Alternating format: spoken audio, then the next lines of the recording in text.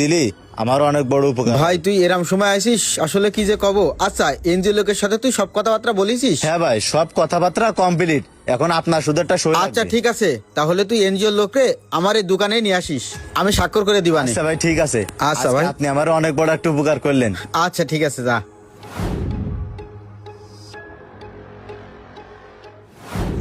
ভাই আপনি তো আলামিন ভাই নমিনি হচ্ছেন তাই না? হ্যাঁ ভাই। আলামিন ভাই আমাদের এনজিও থেকে 5 লাখ টাকা লোন নিচ্ছে, এটা কি আপনি জানেন? হ্যাঁ ভাই, আমি জানি। ভাই আপনি যখন আলামিন ভাইয়ের নমিনি হচ্ছেন তাহলে আপনার সবকিছুই জেনে রাখা ভালো। আমাদের এনজিও থেকে টাকা নেওয়ার পরে যদি আলামিন ভাই কিস্তি সময় মতো না দিতে পারে, ওই টাকা কিন্তু আপনাকেই দেওয়া লাগবে, যেহেতু আপনি আলামিন ভাইয়ের নমিনি হ্যাঁ, হ্যাঁ। হচ্ছেন। তাহলে বুঝতে পারছেন তো?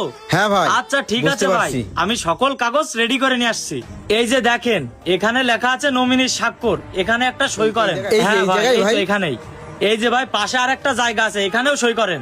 আচ্ছা ভাই ঠিক আছে, হয়ে গেছে। ও ভাই, তাহলে সবকিছু তো কমপ্লিট। হ্যাঁ ভাই, সবকিছু কমপ্লিট। তাইলে আমি আমার টাকাটা কবে পাবো? ভাই আপনি 15 তারিখে আমাদের অফিসে আসেন, এসে আপনার টাকাগুলো নিয়ে যান। আচ্ছা ভাই ঠিক আছে।